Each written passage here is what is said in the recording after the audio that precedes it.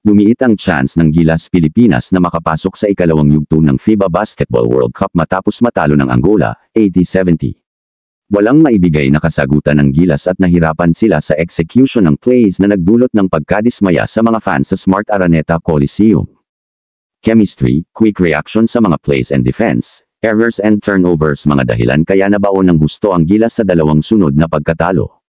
Isinagawa ng Gilas ang isang huling pag-atake sa isang 3-pointer ni Gerson Domingos na may natitirang 47.5 segundo, nagbigay ng 76-60 na lamang sa Angola.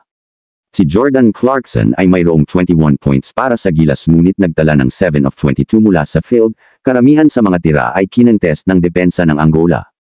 Si Goncalves, sa kabilang banda, ay nakapagtira ng 4 sa 8 mula sa Rainbow Country upang magtapos na may 17 puntos. Nakatulong din si Gerson Domingos na may 15 puntos para sa Angola.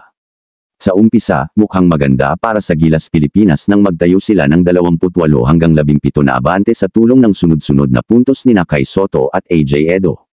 Ngunit mayroong 14 na puntos si Bruno Fernando, kasama ang isang slam, sa isang run na nagtanggal ng 11 puntos na abante upang itabla ang laro sa ikalawang quarter.